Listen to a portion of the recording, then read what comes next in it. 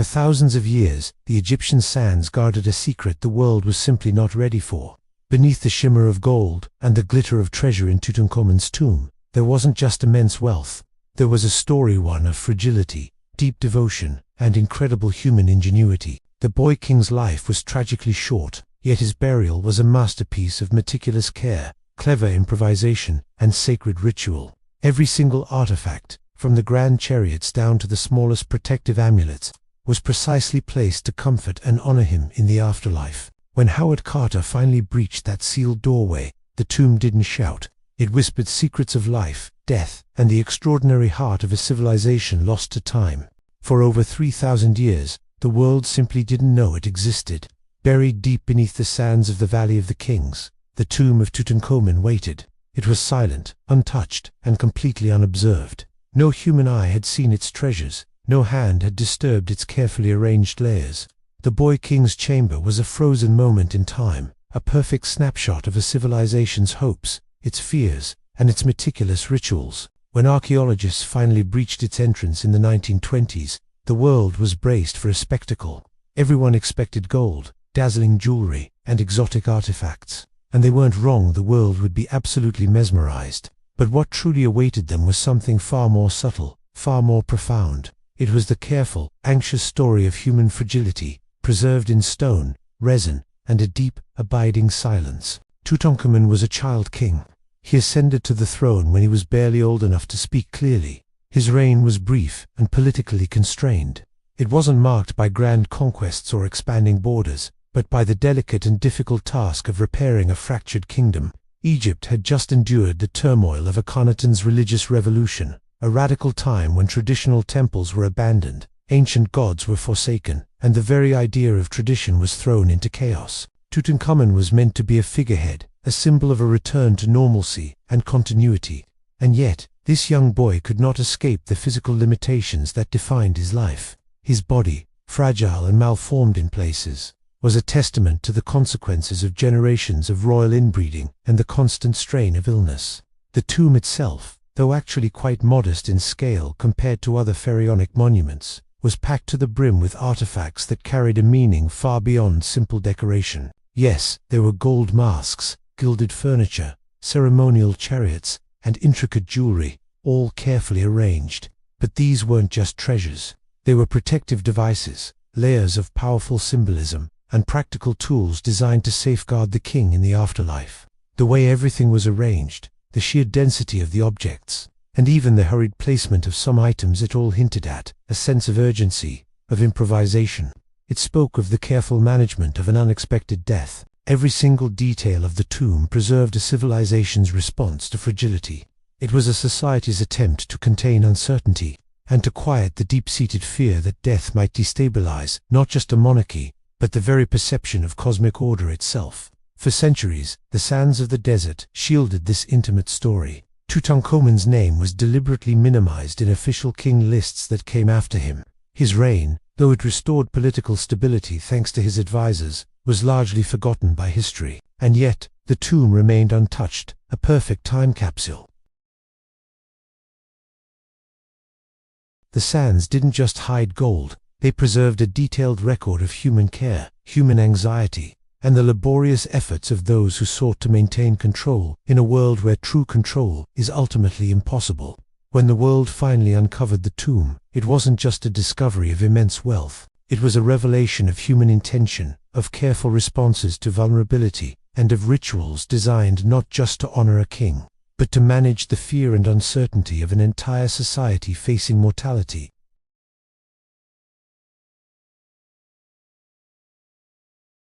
Modern analysis has revealed deformities, chronic illness, and evidence of trauma that all suggest a life constrained by severe physical limitations. The discovery of numerous walking sticks, potential prosthetic supports, and carefully arranged bedding all spoke of a king whose mobility was restricted, whose comfort had to be meticulously managed. The embalming process itself was intense, almost excessive. This reflected both deep religious devotion and a practical necessity. Layers of resin and linen were fused together, preserving the king's form while limiting its flexibility. The ancient embalmers weren't being careless. They were responding directly to the body's fragility, to their own anxiety, and to a deep cultural understanding that death required containment, order, and immense preparation. The myths that exploded after the tomb's discovery, the sensational tales of deadly curses and pharaonic vengeance, overshadowed the more profound truths the tomb held. Newspapers of the day highlighted the death of Lord Carnarvon, the expedition's sponsor, as definitive proof of a mystical curse. This transformed the discovery into a thrilling story of supernatural danger, rather than one of historical understanding. Yet the tomb itself was quiet. It contained no threats, no inscriptions of vengeance. The curses were a modern invention, a projection of our own contemporary fears onto ancient rituals. The real drama was entirely human, subtle, and deeply instructive. It lay in the careful measures of preservation, the hurried improvisation, and the evident anxiety that marked every layer, every placement, every resin-coated object. The Boy King's tomb wasn't dangerous, it was a teacher. Modern analysis has further revealed a story of systemic fragility.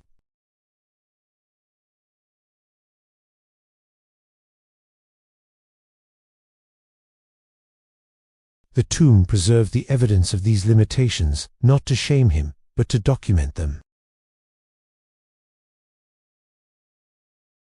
The hurried nature of the burial, the use of reused materials from other tombs, and the occasional misaligned amulet, these were not mistakes. They were the tangible traces of a society improvising, adapting, and desperately trying to maintain cosmic and political order in the face of an untimely death.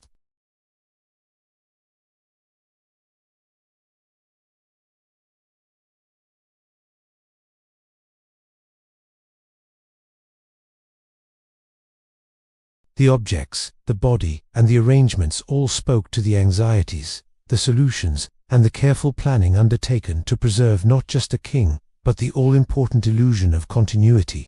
Tutankhamun's tomb, in all its dense layers, offered the world a quiet revelation that history is as much about fear, adaptation, and fragile care as it is about conquest, triumph, and spectacle. And so, what awaited the world inside Tutankhamun's tomb was not merely the glitter of gold or the thrill of discovery. It was a profound story of human fragility, preserved across millennia. A story of care meticulously applied under pressure, of anxiety and devotion expressed through objects, arrangements, and rituals. The sands protected not just treasure, but lessons about mortality, about the measures we humans take to contain uncertainty, and about the quiet persistence of life, intention, and preparation, even in the face of inevitable death. The world discovered Tutankhamun's tomb expecting a spectacle, but what it received was a moment of deep reflection. The Boy King slept beneath layers of history, surrounded by objects that whispered of devotion, of haste, and of an almost overwhelming, anxious care. Every detail, the careful stacking of items, the choice of materials, the sheer density of the burial chamber revealed a civilization responding to uncertainty with ritual, preparation, and incredible human ingenuity. The tomb did not shout, it whispered, and in those whispers lay a story that the world would spend the next century unraveling, a story that reminds all of us that fragility, fear, and devotion are timeless, universal, and quietly profound. When archaeologists first breached the sealed doorway of Tutankhamun's tomb, they weren't just stepping into a burial chamber. They were entering a moment frozen in time, preserved with an almost obsessive level of care. Every single object, every layer of resin, every folded piece of linen whispered of intention and purpose.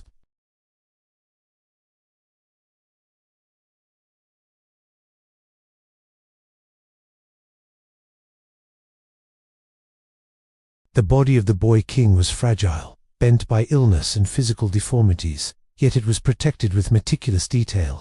The embalming process was almost excessive, fusing the linens and resin together in a way that preserved the body for over 3,000 years. This wasn't just a ritual, it was a form of management. It was a deeply human response to fragility, to mortality, and to the fear that even in death, the stability of a world built on divine kingship could be shaken.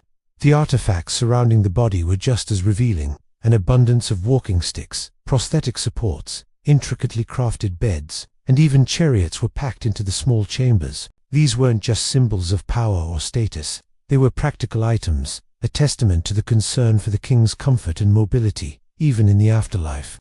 Each object reflected an awareness that life was delicate, and that death was an even more fragile state to manage. The dense, almost crowded arrangement of these artifacts speaks of urgency. Perhaps the king's sudden death forced the embalmers and attendants to improvise, to compress centuries of tradition into a brief, intense period of preparation. For the modern world, this discovery was astonishing. The public's imagination, already fueled by tales of Egyptian magic, immediately latched onto stories of curses and supernatural vengeance. When Lord Carnarvon, the expedition's sponsor, died shortly after, newspapers ran with it. Sensational headlines transformed a careful, deliberate burial into a tale of supernatural peril. But the truth, as revealed by closer study, was far more remarkable. There was no curse, no vengeful spirit. There was only the evidence of careful, human attention paid to a body that required extraordinary preservation. The so-called curse was just a shadow obscuring the real story. The measured, meticulous effort invested in a young king who couldn't survive the pressures placed upon him in life. Modern science has pulled back the curtain even further, revealing the quiet tragedy within the tomb. DNA analysis and medical scans of the mummy have shown the consequences of generations of dynastic inbreeding. Tutankhamun suffered from chronic illness, physical trauma, and debilitating bone disease, likely complicated by a severe case of malaria. His attendants would have had to manage his daily care, his ceremonial duties, and the impossible expectation of perfection that came with being a pharaoh. So the tomb, in preserving his body alongside these carefully chosen objects, documented the collision of human limitation with societal expectation. It's a vivid snapshot of the human condition, frozen for millennia beneath the sand. But the tomb offers more than just physical evidence. Its very arrangement reveals the psychological state of those who prepared it. The overabundance of gold, the repeated use of protective amulets, the endless layers of resonite, all reflects a deep-seated anxiety. The embalmers were acutely aware of fragility, not just of the king's body, but of the very perception of stability in Egyptian society. If the king was seen as weak in life, his death could be destabilizing. If his burial was imperfect, the afterlife itself might fail him. Every choice, every hurried placement of a chest or a piece of jewelry, was a defense against uncertainty. The tomb became a physical manifestation of fear and devotion intertwined, a human attempt to impose order on the inevitable chaos of death. For over 3,000 years, the sands of the Egyptian desert acted as the tomb's silent guardian. While dynasties fell and civilizations rose and fell outside, this one small space remained untouched. Time itself became the tomb's greatest ally. When it was finally opened, it wasn't just the gold that captivated the world. It was the revelation of a human story, preserved with such fidelity that it transcended time itself. The discovery also challenged our assumptions about power and perfection. In life, Tutankhamun was a relatively minor king, constrained by his advisors and his fragile health. In death, he became an icon, not because of great conquests, but because of what his burial revealed: the fragility of a single life and the extraordinary measures taken to preserve it. The glittering mask and golden chariots might be what we remember, but careful observers understood the tomb's true significance. It was a documentation of imperfection and the very human response to it. Every detail reinforces this narrative. Some chests were overflowing with treasures, while other items were clearly repurposed or hastily repaired. Amulets were doubled, tripled, sometimes placed almost haphazardly, suggesting improvisation under immense pressure. Even the spatial constraints of the burial chambers revealed hurried decisions, with objects compressed and stacked to maximize protection. This wasn't carelessness, it was human ingenuity meeting a deadline, the ancient equivalent of triage. The tomb, in essence, was a scene of controlled chaos, meticulously preserved by sand and time. The story that awaited the world was one of empathy, devotion, and human effort under extreme pressure. The embalmers' attendants and craftsmen who prepared Tutankhamun's final resting place were responding to the inevitability of death with the only tools they had. They were managing anxiety, implementing solutions, and expressing care in a tangible, lasting form. In a quiet way, the tomb reflects our own universal concerns: the desire to honor the dead, the fear of loss, and the hope that our attention and care can somehow outlast mortality itself. By the time the world glimpsed inside, sensationalized stories of curses were already competing with scholarly analysis. But over time, the true lesson emerged. The tomb wasn't dangerous or supernatural. It was human, profoundly and quietly human. The world had expected a spectacle of wealth, and it got one. But deeper than the gold, the gems, and the glittering chariots was a narrative of fragility, care, and preservation. Tutankhamun's tomb invited the world to reflect, not on wealth or conquest, but on what it truly means to prepare, to protect, and to endure. The desert sands had protected a story that only patience could reveal, a story not just of a boy king, but of the careful, deliberate, and deeply human response to imperfection, mortality, and the eternal need for order in an unpredictable world. When Howard Carter peered into Tutankhamun's tomb in 1922, the world saw glittering gold, intricate chariots, and treasures beyond imagination. The story that captured headlines was one of immense wealth and a supposed pharaoh's curse. But beneath that dazzling surface lay a much quieter, more profound story, one of fragility, anxiety, and incredible human care. The golden mask, the gilded furniture, they weren't just symbols of power. They were protective layers, meticulously crafted to shield a vulnerable body and ensure its journey into the afterlife. Every object had a purpose far beyond decoration. Amulets were there for protection, ceremonial items were for essential rituals, and personal belongings were included to provide comfort. But as excavators looked closer, they noticed something odd. The tomb was organized, yes, but there were also signs of haste. Chests were stacked hurriedly, objects were crowded together, and some things were slightly misaligned. It was as if the builders were improvising, working against the clock. This subtle narrative of urgency was initially lost in the spectacle. Newspapers fueled a public obsession with curses and supernatural danger. Especially after the tomb's financial backer, Lord Carnarvon, died suddenly. The myth of the mummy's curse took hold, completely overshadowing the real human story embedded within those stone walls. The truth, however, was far more compelling. The tomb wasn't a testament to a powerful king's reign. It was a testament to the ingenuity and dedication of the people who prepared it. They were faced with the sudden death of a young king, limited time, and the immense pressure of religious and political expectations. So they adapted, they improvised, and in every artifact, every layer of linen, they documented their care. The boy king's body itself was a revelation. Modern scientific analysis uncovered a host of health issues, a clubfoot, bone diseases, and evidence of a severe leg fracture. He likely walked with a cane, and the tomb contained over 100 of them. The embalmers who prepared his body knew about his fragility. They used an unusual amount of resin, fusing it with the linen wrappings to solidify and protect his form. These weren't just ceremonial acts, they were practical solutions, reflecting a deep understanding of his physical limitations and the need for containment. The tomb wasn't just preserving a king, it was preserving a record of the extraordinary measures taken to protect a fragile young man. This burial also offers a fascinating glimpse into the politics of the time. In life, Tutankhamun was a relatively minor king, heavily influenced by his advisors.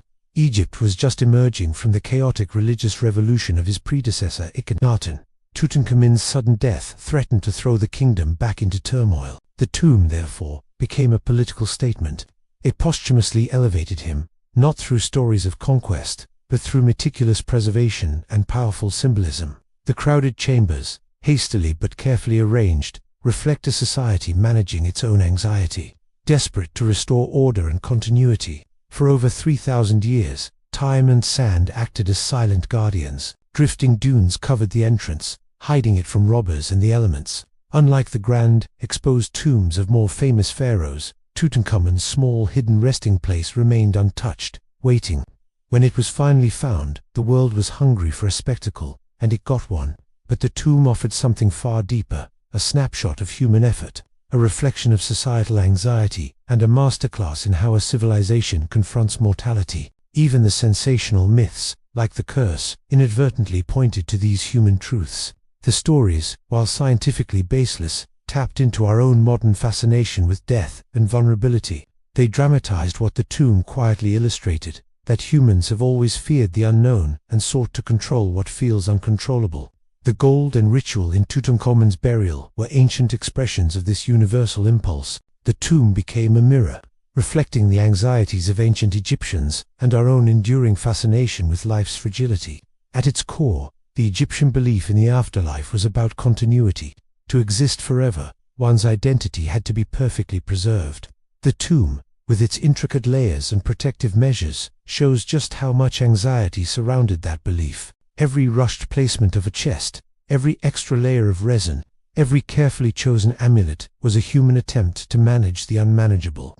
Death was inevitable, but the preparation for it was a way to assert control, to ensure that the king's journey would be safe. Modern science has peeled back even more layers. DNA analysis, CT scans, and forensic reconstructions have transformed the legend into a tangible human story. We now know about Tutankhamun's genetic conditions and his physical struggles. This knowledge reframes the entire tomb. It's not just a container for treasure. It's a repository of human problem-solving. It documents a society's dedicated attempt to manage vulnerability. The artifacts themselves tell this story of adaptation. Chariots were disassembled to fit into the small antechamber. Furniture was stacked awkwardly to maximize space. Amulets were repeated and layered, as if to guard against every possible contingency. Every seeming imperfection is actually evidence of people thinking on their feet, responding to constraints, and expressing their devotion through their work. The tomb is both a historical record and a psychological one, preserving the anxieties and ingenuity of those who faced a crisis and met it with incredible care. Ultimately, what lay waiting in Tutankhamun's tomb was far more precious than gold. It was a profound meditation on fragility, mortality, and the human response to both.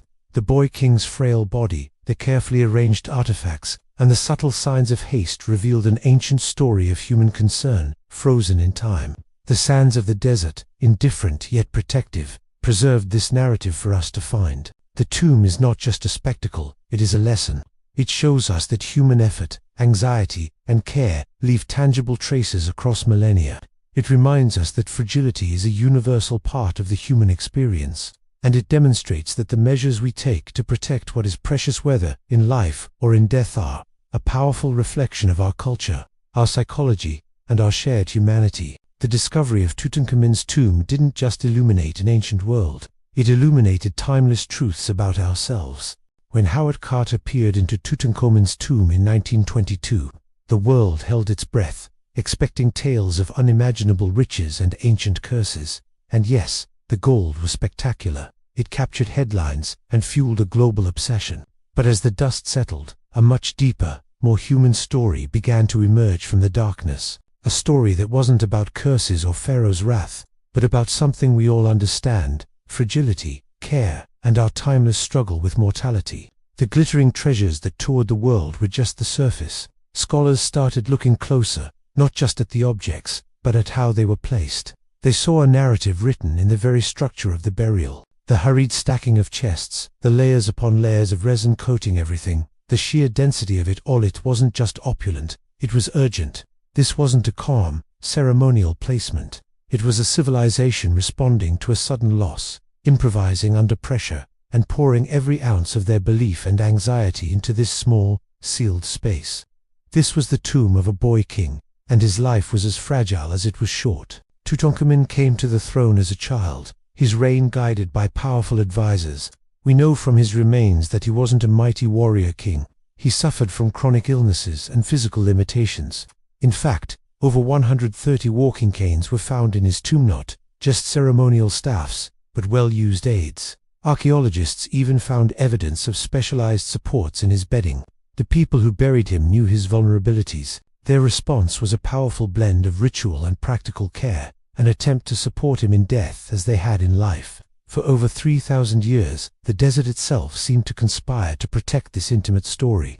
The tomb's small size and humble entrance, buried under the rubble from other constructions, saved it from the fate of grander, more obvious royal tombs, which were looted centuries ago. Time and sand became guardians, sealing away not just gold, but a perfect time capsule of human effort. When the world finally gained access, we were gifted something far more precious than treasure: an intact record of devotion, a blueprint of how a society coped with uncertainty. This completely reframes our idea of legacy. Tutankhamun was a relatively minor pharaoh in his own time. His name was even erased from king lists by his successors. His legacy wasn't forged through epic battles or grand monuments. Instead, it was built in the quiet, meticulous work of those who prepared his journey to the afterlife. His global fame comes from the sheer, stunning preservation of his burial. It teaches us that a legacy isn't always about power or achievement. Sometimes, it's about the enduring trace of human care, the quiet effort to protect something fragile against the vastness of time. Let's look at the artifacts themselves. The gold masks and jewelry weren't just bling. They were powerful amulets, each one a prayer, a layer of divine protection.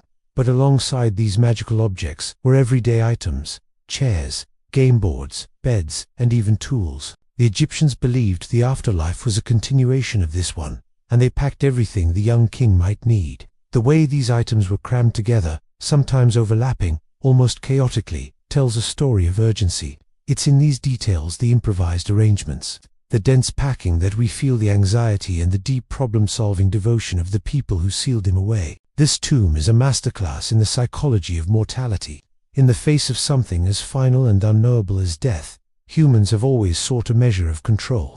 The ancient Egyptians did this through meticulous ritual. Every repeated amulet, every layer of resin, every carefully positioned object was a calculated act, an attempt to impose order on chaos, to manage an uncertain future. These weren't just symbolic gestures. They were the practical tools of a civilization grappling with its own deepest fears about life's fragility. The tomb preserved these psychological responses for millennia, allowing us to see our own anxieties mirrored in their ancient actions. Beyond archaeology, Tutankhamun's discovery forever changed our relationship with the past. He became a global icon, not for what he did in life, but for the profound story his burial tells. Museum exhibitions drew massive crowds, but visitors left with more than just awe at the gold. They left with a quiet contemplation of life, death, and history itself. The tomb reminded us that history isn't just a list of great deeds. It's also the story of how we respond to our limitations. It's a mirror showing that devotion, attention to detail, and ingenuity are truly timeless human traits. Of course, the popular imagination ran wild with stories of a mummy's curse. It was a sensational narrative that sold newspapers and movie tickets. But while many were distracted by these spooky tales, the real secret of the tomb was whispering a much more profound truth. It wasn't a story of supernatural vengeance. It was a story of meticulous care under pressure. The boy king's fragile body, the protective artifacts, the compressed burial chamber, they don't speak of danger. They speak of humanity's desperate, enduring attempt to care for its own in the face of imperfection. Ultimately, Tutankhamun's tomb didn't just impact our understanding of ancient Egypt. It shaped how we think about legacy itself. His life was brief and constrained, but his burial offers a lesson that has endured for over 3 millennia. The world expected a spectacle of power and received something far richer. An intimate portrait of a civilization responding to vulnerability with immense care, ritual, and improvisation. The sand didn't just protect a king, it protected a quiet, powerful wisdom about human adaptability. So, what awaited the world inside that small, hidden tomb was never just about gold or a forgotten pharaoh. It was a meditation on our shared human condition. It's a lesson in empathy that reaches across thousands of years, a record of ingenuity and devotion that feels incredibly modern. The tomb shares its secrets slowly, patiently, reminding us that fragility is universal, but that the loving attention we give, the care we take to preserve what is precious, that is what truly endures. When Howard Carter first peered into Tutankhamun's tomb, the world saw gold, mountains of it, a dazzling spectacle of wealth that captured global imagination. But beneath the shimmer of treasure lies a far more profound story, one not just about a king's power, but about human vulnerability, anxiety, and a desperate, meticulous effort to conquer death itself. For millennia, the desert sands kept this secret, not just preserving artifacts, but preserving a snapshot of humanity's response to its own fragility. This is the story of what was really inside Tutankhamun's tomb. Let us look past the golden mask for a moment and see what the objects truly tell us. The magnificent chariots weren't just for show. They were engineered as practical vehicles for the afterlife. The beds and chairs weren't just furniture. They were ergonomically designed to support a body that we now know was frail and in pain. Every single item, from the grandest chest to the smallest amulet, was placed with intention. The chamber was packed to the brim, a reflection of both urgent necessity and a deep-seated fear. The team preparing his burial was improvising, problem-solving, and fighting against time. They were responding to the sudden death of their young king, and every action was a calculated attempt to restore order in the face of chaos. At the very center of this organized chaos was the boy king himself. Modern science has peeled back the layers of linen and resin to reveal a story of struggle. Tutankhamun wasn't the flawless, godlike pharaoh depicted in art. He was a young man who suffered from chronic illness, physical deformities, and injuries that likely made walking difficult. This is why his tomb contained over 130 walking sticks, not as symbols of authority, but as genuine mobility aids. The embalmers who prepared his body weren't just following ancient rituals, they were scientists and problem solvers. The incredible amounts of resin used, the careful layering of amulets, the precise wrapping of linens, it was a methodical, deliberate process designed to preserve a fragile body against the ravages of time. It wasn't magic. It was a deeply human effort, a blend of science, art, and devotion, all aimed at one goal, ensuring the king's survival into eternity. And then there's the psychological weight carried by these objects. The sheer number of amulets, layered over his body and tucked into the wrappings, speaks volumes. They were more than just religious icons. They were expressions of profound anxiety. Each charm was a shield, a prayer against the unknown dangers of the underworld. The gold itself wasn't just about wealth. In ancient Egypt, gold was the flesh of the gods, a symbol of permanence and divinity. By encasing the king in gold, they were attempting to make his fragile mortal body eternal. The way the tomb was packed, chests stacked high, furniture pushed against walls, reveals a society trying to reconcile cosmic beliefs with practical limitations. They had a small, hastily prepared space, but an infinite journey to plan for. The tomb became a bridge, connecting the physical reality of a vulnerable body with the immense spiritual and political need for continuity. The most crucial element in this story, however, is time. While empires rose and fell on the surface, Tutankhamun's tomb lay silent and undisturbed. Its small size and humble entrance, which might have been a disappointment at the time, became its greatest protection. Unlike the grand, obvious tombs of more powerful pharaohs, it escaped the notice of tomb robbers for over 3,000 years. The sand acted as a perfect insulator, a patient guardian. It preserved not just the gold, but the evidence of human care, ingenuity, and worry. It allowed a brief, fleeting moment of ancient life to be frozen in time. When the seal was finally broken, the world wasn't just discovering treasure. It was being given a lesson in patience, preservation, and the human desire to impose order on a universe that is anything but. When the discovery hit the headlines, the world's imagination ran wild. Gold, curses, and visions of unimaginable opulence dominated the narrative. The curse of the pharaohs became a media sensation, a thrilling myth that often overshadowed the real, far more interesting story. But as the dust of sensationalism settled, a deeper truth emerged. The real treasure wasn't the gold. It was the story of people, just like us, responding to loss and uncertainty with everything they had. It was a story of meticulous preparation, of improvising under immense pressure, and of a deep, abiding love and care for their young ruler. Tutankhamun's tomb teaches us that the most enduring legacies are often not built on conquest or power, but on the quiet, dedicated human effort to care for one another in the face of mortality. This burial also gives us a rare glimpse into how an ancient society dealt with imperfection. Tutankhamun was not an all-powerful ruler. He was a child king, physically vulnerable and reliant on a team of advisors and attendants. The hurried, almost cramped arrangement of his tomb suggests his death was sudden, throwing the court into a state of emergency. You can almost feel the urgency in the air. The team had to act fast, making decisions on the fly while adhering to sacred rituals. This convergence of improvisation and devotion created a tangible record of human adaptation. It shows us that ancient Egyptians weren't just rigid followers of tradition. They were resourceful, creative, and profoundly human in their response to crisis. Every object, whether symbolic or practical, held this dual meaning. The golden amulets protected the king's spirit, but they also soothed the anxieties of those who placed them there. The chariots would carry him in the next life, but their construction was a testament to the earthly skill of the craftsman. The furniture offered support for his body, but its presence reflected a society's deep concern for his well-being. The entire tomb was a physical manifestation of these interwoven anxieties and responsibilities. It was a civilization's statement that death could not be the final word, that cosmic order must be maintained, and that the ultimate measure of devotion was found in the details. And for 3,000 years, that statement was preserved, waiting to be read.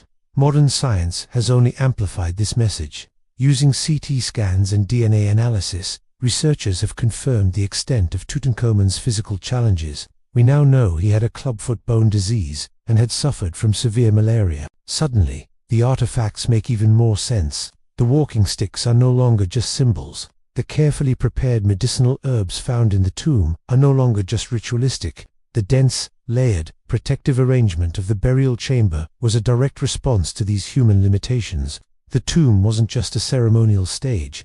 It was a functional, adaptive, and deeply personal space, designed to meet the specific physical and spiritual needs of a vulnerable young man. This changes how we think about legacy.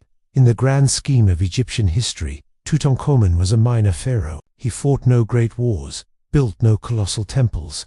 His political impact was limited, and yet he is the most famous pharaoh of all. Why? Because his tomb preserved something more lasting than power. It preserved the story of a society's collective effort to manage fragility, uncertainty, and death. His true legacy isn't one of personal achievement, but of the quiet devotion of those who cared for him. The attention to detail, the improvisation, the sheer human effort locked within that tomb became a lens through which we can see ourselves, our own anxieties, and our own desire to leave a mark. His story proves that legacy isn't always about being the strongest. Sometimes, it's about what we do to protect the fragile. So, when we look at Tutankhamun's treasures, let's see beyond the gold. Let's see the hands that crafted the chariots, the minds that designed the supportive furniture, and the hearts that placed each amulet with a prayer. What awaited the world in that small, hidden tomb was not just a king's ransom, but a profound understanding of history itself. It taught us that history is not only shaped by wealth and conquest, but by anxiety, care, and human ingenuity. The Boy King's burial is a timeless document of a civilization responding to vulnerability with meticulous, loving preparation. The desert sands protected this lesson for millennia, and its final revelation offers us not just a spectacle for the eyes, but a deep meditation on what it means to be human. When Howard Carter peered into Tutankhamun's tomb in 1922, the world held its breath, expecting a dazzling display of gold and unimaginable riches, and spectacle there was. But hidden beneath the glitter was a far more profound story, a quiet narrative of human care, ingenuity, and a desperate race against time. This wasn't just a burial, it was an archive of devotion, a blueprint for managing a crisis frozen for over 3,000 years. Within the silent, cramped chambers, every object told a story. The gilded furniture, the ceremonial chariots, the intricate jewelry and amulets, they weren't just possessions, they were instruments of continuity, bridges designed to carry a young king from the world of the living to the eternal afterlife. Each piece served a dual purpose, both practical and profoundly symbolic. They were meant to protect, to support, and to signify royalty, all while attending to the very real physical frailties of the Boy King. At the heart of this carefully orchestrated space lay Tutankhamun himself. Modern scientific analysis of his mummy has painted a poignant picture of his short life. We now know he suffered from congenital disorders, illnesses, and likely a severe leg fracture. The tomb itself confirms this. Among the treasures were over 100 walking sticks and aids, even early forms of prosthetic devices. The very bedding was layered with meticulous care. These weren't ornamental flourishes, they were functional, practical items that spoke of a life constrained by physical limitation. Even the embalming process was extraordinary. An excessive amount of resin was used, fusing the linens to the body in a solid mass. This wasn't a mistake. It was a deliberate, almost desperate, attempt to preserve him with the utmost care, an acute awareness of his fragility. The tomb, in this light, transforms from a monument of wealth into a deeply human record of meticulous effort and concern. The layout of the tomb itself tells a story of urgency. Tutankhamun's death was sudden, unexpected, and it sent shockwaves through the kingdom. A Boy King's death threatened not just a personal legacy, but the very stability of the political and cosmic order. This sense of emergency is written all over the tomb's arrangement. Objects are packed in densely, stacked high, sometimes appearing almost chaotic. But this was deliberate. This was improvisation under immense pressure. Amulets were layered again and again for extra protection. Furniture was positioned strategically to fit within the small, hastily repurposed tomb. This wasn't carelessness. It was a civilization managing a crisis with precision, a testament to their ability to adapt while upholding sacred traditions. And then, time in the desert sands became the tomb's silent guardians. While dynasties rose and fell on the surface, while the Valley of the Kings was plundered, Tutankhamun's final resting place remained hidden. The sand acted as a perfect insulator, protecting the fragile artifacts and the even more fragile human story embedded within them. When Carter finally broke the seal, he wasn't just uncovering treasure. He was opening a time capsule, a perfectly preserved narrative of human ingenuity. Of course, the discovery was immediately sensationalized. The myth of the pharaoh's curse captured the world's imagination, especially after the untimely death of the expedition's sponsor, Lord Carnarvon. The tomb became an emblem of supernatural danger.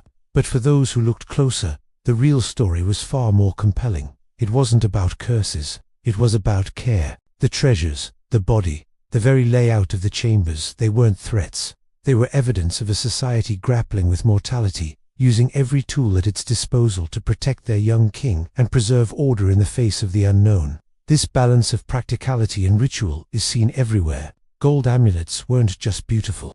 They were powerful magical shields. The chariots weren't just for show. They were vehicles for the afterlife, perhaps even crafted to support the king's physical limitations. This fusion of belief and necessity gives us a unique window into the ancient Egyptian mind. They were masters of problem-solving, their devotion expressed through tangible, practical actions. The psychology behind the burial is just as fascinating. In the face of overwhelming uncertainty, death itself, humans have always sought to create order and control. Tutankhamun's tomb is a powerful illustration of this impulse. Every precisely placed object, every layer of linen, every single amulet was an attempt to manage the unmanageable. The embalmers, priests, and craftsmen weren't just following a script. They were actively problem-solving, pouring their intelligence and devotion into creating a perfectly sealed, protected environment that accounted for every possible need, both physical and spiritual. In this sense, the tomb is less a monument to power and more a testament to our universal human response to vulnerability. In a strange way, Tutankhamun's tomb completely reframed the idea of a legacy. In life, he was a relatively minor king, fragile and short-lived. He didn't lead great conquests or build massive monuments. Yet, he achieved a form of immortality far greater than many of his more powerful predecessors. His legacy wasn't built on strength, but on the meticulous care that preserved him. His tomb became a mirror reflecting our own deepest concerns, fragility, devotion, and the desperate desire for continuity against the finality of death. The silent sands ensured this lesson would survive for us to learn. Ultimately, the tomb's influence is a lesson in how we see history. We are drawn to the gold, but the real treasure is the human ingenuity it represents. It's a story of improvisation under pressure, of ritualized attention to the smallest details, and of the universal human need to protect what is valuable and vulnerable. What awaited the world inside Tutankhamun's tomb was more than gold. It was a profound revelation that history is preserved, not just in grand stories of conquest, but in the quiet, human responses to fragility and loss. The boy king's burial shows us how a society copes, how it innovates, and how it expresses love through tangible, lasting acts. The sands of Egypt didn't just safeguard a treasure, they safeguarded a timeless piece of human wisdom. When we think of Tutankhamun's tomb, our minds conjure images of dazzling gold, intricate masks, and untold treasures. But what if the greatest discovery wasn't the wealth, but a far more subtle story hidden in plain sight? Beyond the gleaming artifacts lay a powerful testament to human ingenuity, care, and our timeless response to life's fragility. The boy king's burial wasn't just a spectacle of opulence. It was a carefully preserved record of a society grappling with mortality, uncertainty, and the sudden loss of a young ruler. Every object, every placement, and every layer of linen and resin tells a story of devotion, improvisation, and a deep sense of urgency. The crowded, almost chaotic arrangement of chests, furniture, and ceremonial items wasn't a sign of carelessness. Instead, it hints at a hurried effort, a race against time to ensure the king's journey into the afterlife was secure. It was a desperate attempt to impose order in the face of sudden, unexpected death. Nothing in that tomb was arbitrary. Each detail was a reflection of centuries of ritual, but adapted in real time to the unique circumstances of a fragile young king. Take a closer look at the tomb's organization. On the surface, it seems meticulously planned, but underneath, you can see the improvisation at play. Some chests were stacked hastily, objects were shifted and rearranged to fit into the limited space, and protective amulets were layered over and over again. These small details, these on-the-spot decisions, reveal a profound awareness of imperfection and limitation. The embalmers and attendants were faced with a body that needed extraordinary care. They acted with incredible precision, ensuring every item served both a ritual purpose and a practical one. In doing so, they left behind an incredible record of human problem-solving, showing how a society can maintain profound symbolic meaning even when faced with immense pressure. At the heart of this narrative is Tutankhamun himself and his physical vulnerabilities. Modern studies of his mummy have revealed a life constrained by illness and injury. He had a clubfoot, suffered from bone disease, and likely had to deal with chronic pain. The walking sticks found in his tomb, over 100 of them, were not just symbols of power, they were practical aids he used in life. The specialized chairs and beds weren't just decorative furniture, they were designed to provide comfort and support.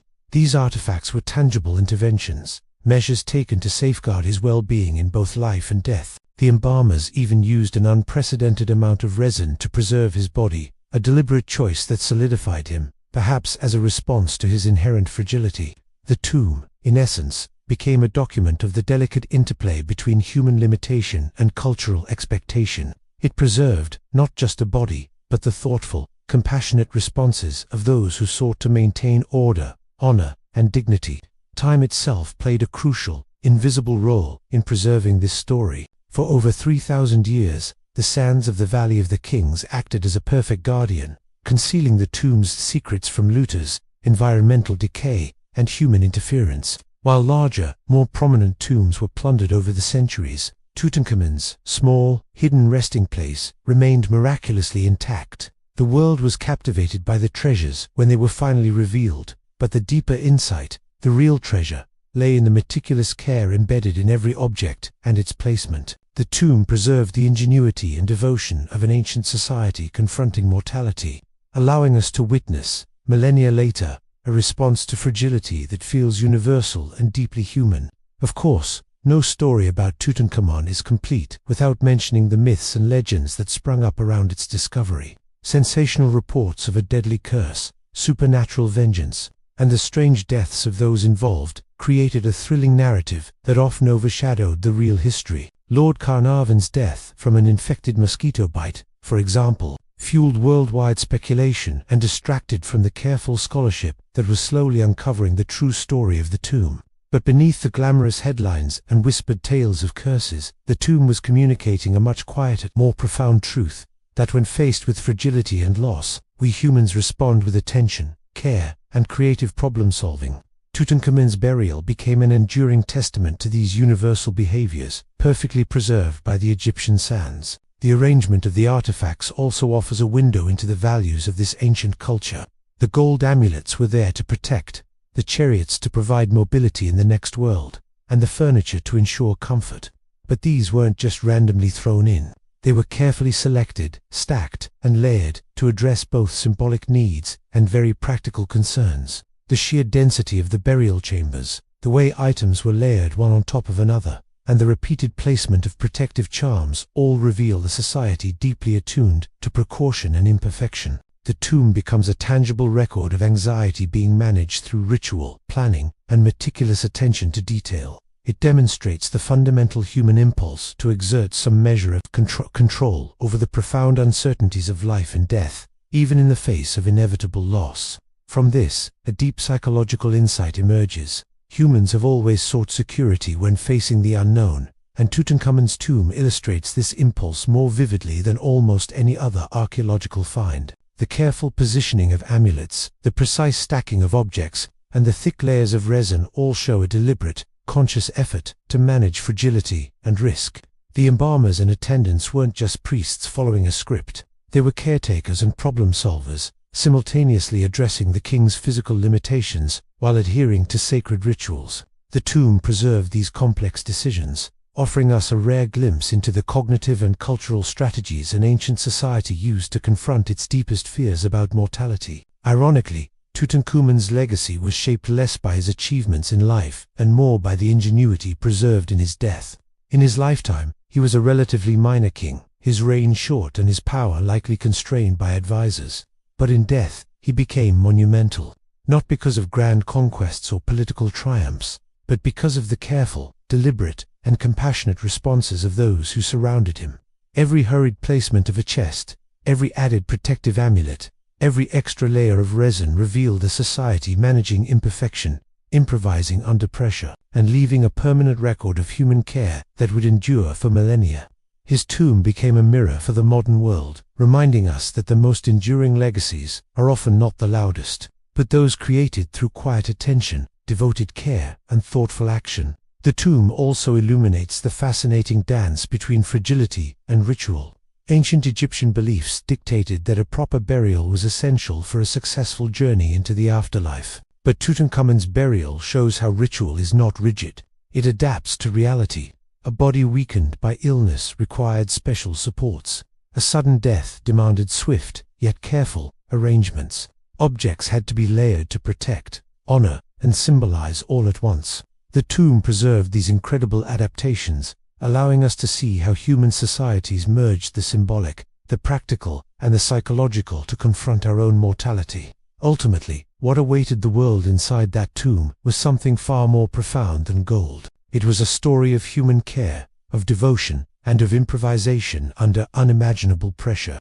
The boy king's fragile body, the careful chaos of the artifacts, and the dense layers of protection documented a society's response to vulnerability and urgency. The sands of Egypt patiently preserved this narrative, allowing us to witness not only the spectacle of ancient wealth, but also the subtle, enduring wisdom of a civilization responding to fragility with grace and ingenuity. In that quiet, hidden chamber, beneath layers of sand and time, the tomb whispers a timeless lesson. Human care, creativity, and devotion endure, even when life itself is brief.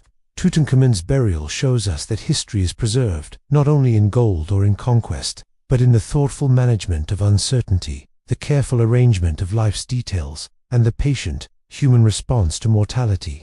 The world thought it had found treasure, but what it inherited was something far more valuable, a profound meditation on fragility, ingenuity, and the perseverance of the human spirit. Deep within the Valley of the Kings, shrouded by sand and silence for over 3,000 years, lay a secret that would rewrite history.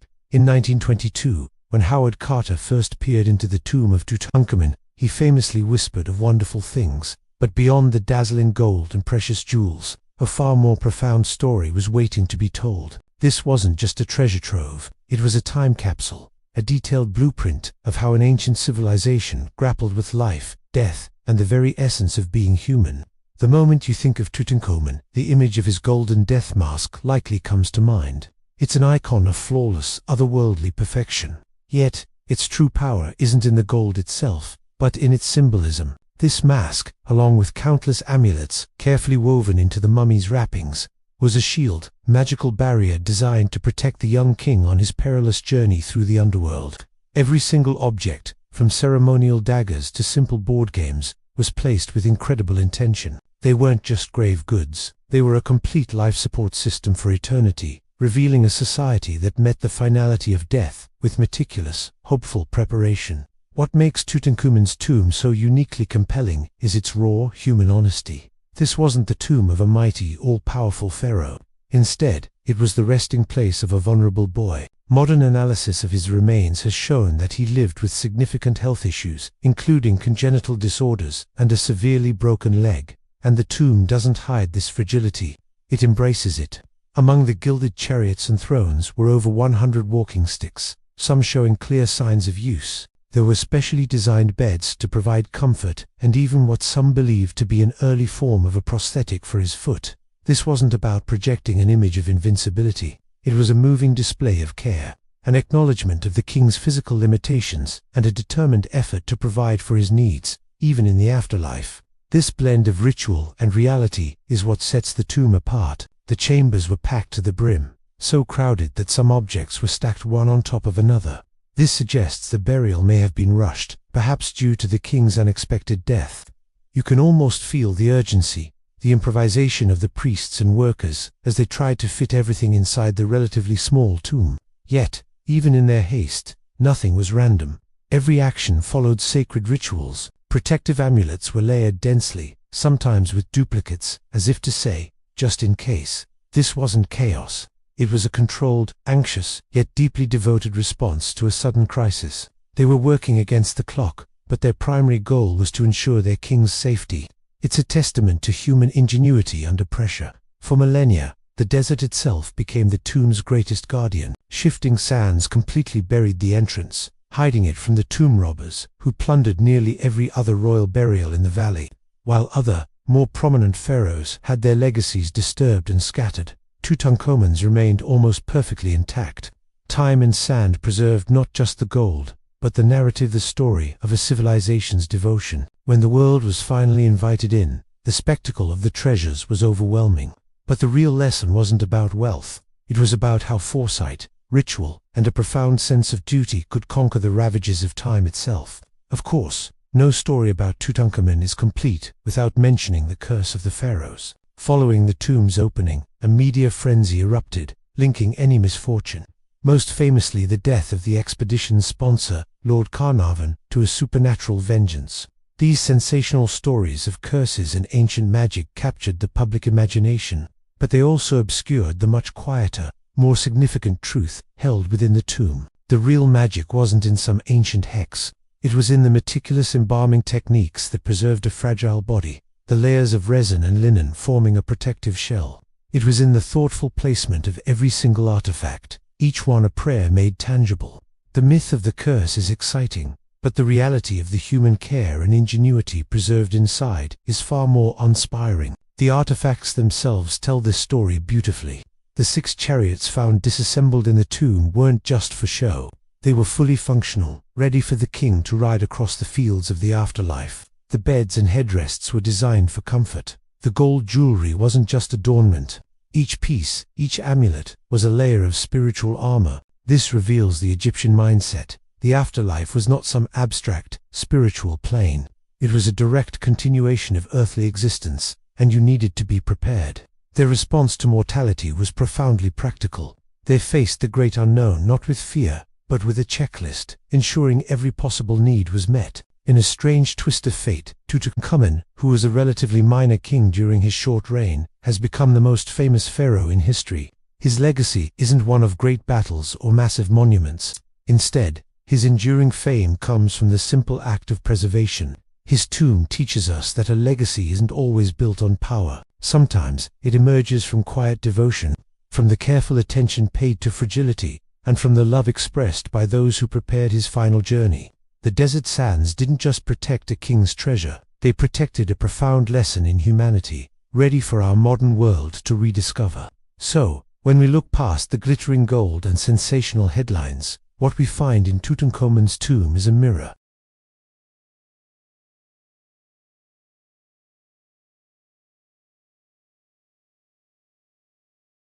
The tomb is more than an archaeological wonder. It's a deeply human document. It shows us that in the face of life's fragility, our greatest creations are often born from acts of careful, deliberate, and loving attention. The boy king's true treasure wasn't his golden mask, but the enduring story of care, resilience, and ingenuity that his people sealed away for all time.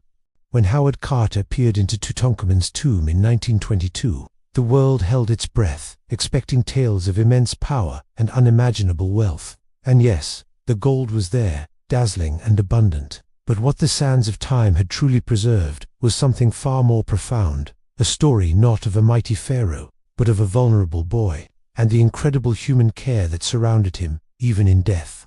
Beyond the golden masks and glittering treasures, Tutankhamun's tomb revealed a story of human fragility that resonates across millennia. The boy king's life was short, barely reaching adulthood. It was a life constrained by illness, physical deformities, and political dependence. Modern science has confirmed what the tomb's contents have long suggested.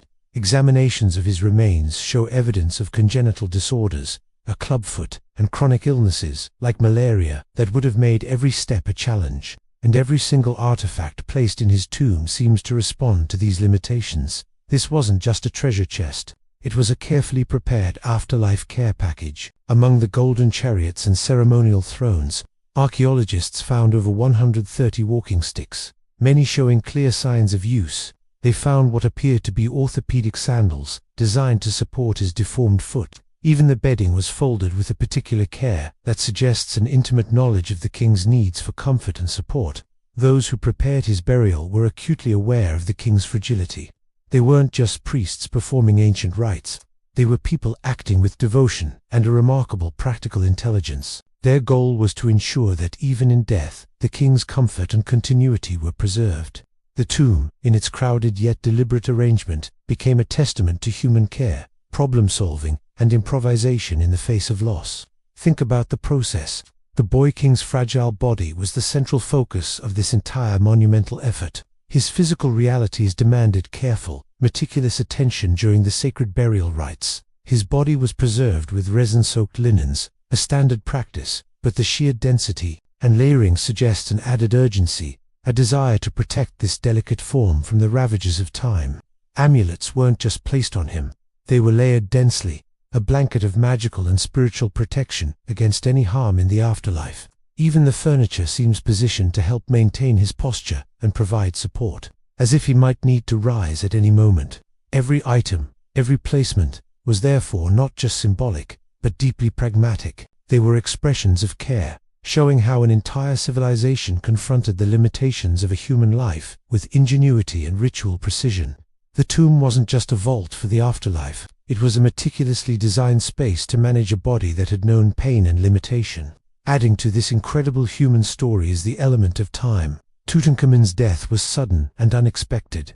This likely threw the royal court into a state of controlled chaos. The hurried nature of some placements within the tomb suggests an urgency we can almost feel. Embalmers and attendants had to improvise, compressing centuries of ritual tradition into a brief, frantic period of preparation. You can see it in the way some objects are stacked, or how the chambers are filled to the brim. Yet this improvisation was masterfully balanced with careful planning. They had a checklist, both spiritual and practical, and they were determined to complete it. This balancing act, between urgency and tradition, reveals a culture incredibly adept at managing imperfection. The layering of amulets, the stacking of furniture, and the arrangement of ceremonial items all reflect a society responding to vulnerability with methodical care, and a deep-seated desire to maintain order even in the face of uncertainty. And then, time itself became the final guardian. For over 3,000 years, the tomb lay undisturbed, shielded by tons of rock and sand from looters, environmental damage, and human interference.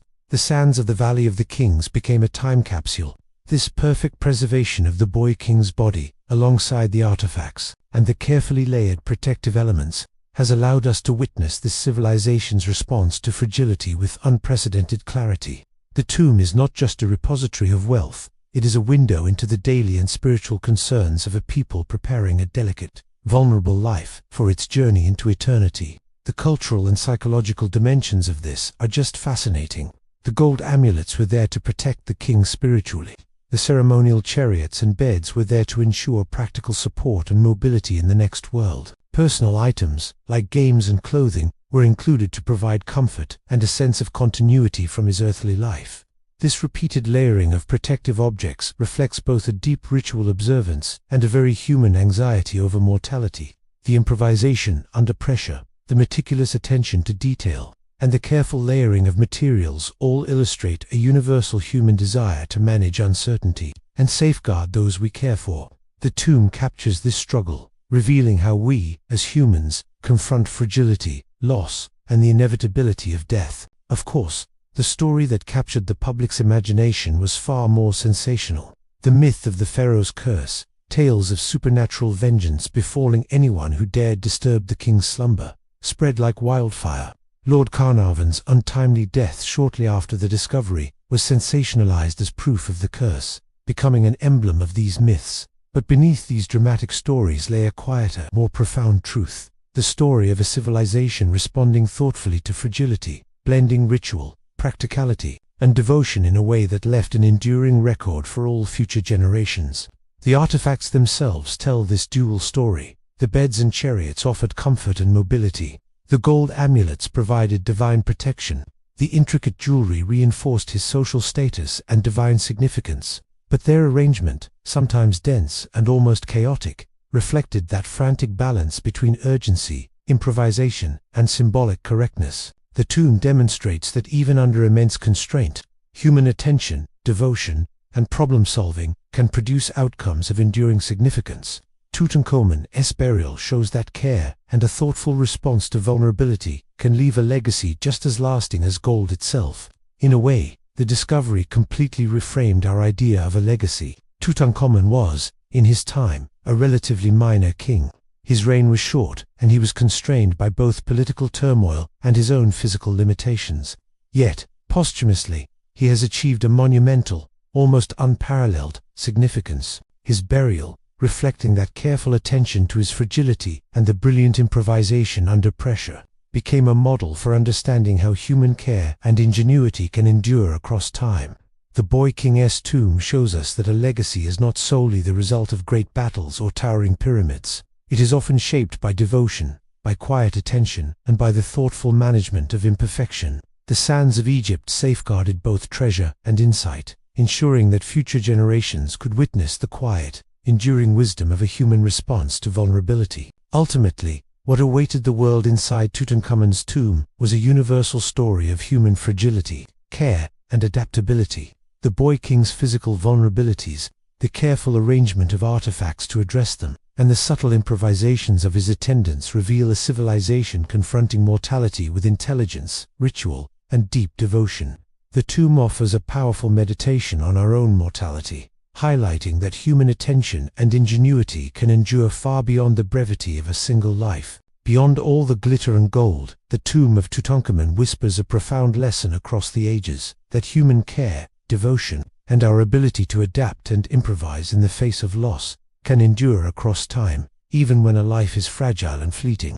His burial demonstrates that history is preserved not only through conquest or wealth, but through the deliberate, thoughtful, and loving management of vulnerability. The sands safeguarded a story of human ingenuity, patience, and attention, allowing the modern world to witness how a civilization addressed mortality and limitation with quiet, extraordinary intelligence. When Howard Carter peered into Tutankhamun's tomb in 1922, the world held its breath, expecting tales of unimaginable gold and ancient curses. And yes, the treasures were dazzling gilded chariots, intricate jewelry, and that iconic golden mask. But the true marvel, the most profound secret held within those silent chambers, wasn't about wealth. It was a story of human fragility and the incredible lengths we go to care for one another in the face of it. Step inside, past the glittering surfaces, and you'll find something much more moving. You'll find over 100 walking sticks, many showing signs of heavy use. You'll find furniture designed for support. You'll see a boy king, Tutankhamun, who lived a short life constrained by physical challenges. Evidence from his mummy suggests congenital conditions and a severe leg fracture that likely led to a life of chronic pain and limited mobility. His tomb isn't a monument to a mighty pharaoh. It's a testament to the care and ingenuity of those who loved him. The burial itself is a masterclass in problem-solving under pressure.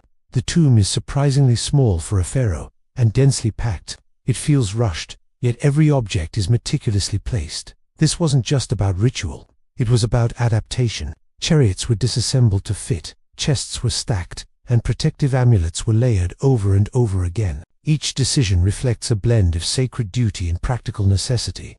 It's as if we can hear the whispers of the embalmers and priests, working quickly, thoughtfully, trying to provide their young king with everything he would need for eternity, both spiritually and physically. The layers of resin-soaked linen weren't just for preservation. They were a protective embrace. The customized furniture wasn't just symbolic. It offered practical support for the afterlife, just as it had in life. This tomb reframes our entire understanding of what legacy means. Tutankhamun was a minor king, ruling for only about a decade. He wasn't a great conqueror or a monumental builder like Ramesses II. His fame wasn't earned through power, but through preservation. His true legacy was secured by the quiet, dedicated efforts of those who prepared his final resting place. It was their devotion, their meticulous attention to his needs, that transformed him from a historical footnote into an immortal icon. The tomb teaches us that a legacy isn't always forged in grand battles or towering pyramids. Sometimes, it's built from countless small acts of care. For over 3,000 years, the sands of the Valley of the Kings acted as a patient guardian. While other, grander tombs were plundered and exposed to the elements, Tutankhamun's remained sealed, a perfect time capsule. It was protected from looters, decay, and human interference. This extraordinary preservation allowed us to witness something unique, not just the material wealth of an ancient civilization, but its heart. We see how they grappled with mortality, how they balanced ritual with reality, and how they responded to physical vulnerability with empathy and intelligence. The popular imagination, of course, ran wild with stories of a deadly curse. The tragic death of Lord Carnarvon, the expedition's sponsor, fueled headlines of supernatural vengeance. But these sensational tales, while dramatic, miss the point entirely. They distract from the real magic of the tomb, the quiet triumph of human ingenuity. The true wonder isn't a curse, it's the incredible skill of the craftsman, the thoughtful arrangement of every object, and the pragmatic solutions to the challenges of a hurried burial. The tomb isn't a horror story, it's a story of human problem-solving. Modern science has peeled back even more layers of this ancient narrative. CT scans, DNA analysis, and medical reconstructions have given us a clearer picture of the boy king himself. We've confirmed his physical ailments, his reliance on a cane, and the probable cause of his early death. These discoveries don't diminish his status, they make him profoundly human. The artifacts are no longer just museum pieces, they are evidence. They are the tangible proof of a culture's compassionate response to a young leader's suffering. The tomb becomes less of a spectacle and more of a poignant, relatable human story. So, what is the ultimate treasure of Tutankhamun's tomb? It's not the gold, the jewels, or the chariots. It's the profound lesson in empathy and ingenuity that was preserved for millennia. It's a meditation on how we confront our own fragility. The tomb shows us that in the face of life's limitations and the finality of death, our greatest tools are care, attention, and creativity. In those quiet, golden chambers, we don't just see the remnants of a king's life, we see a mirror reflecting the very best of our shared humanity. The story of King Tut is not about how a pharaoh died, it's about how a young man was loved, and how that love, expressed through meticulous care, echoed through eternity. Thanks for watching. If you found this story as moving as I did, consider subscribing for more journeys into the past.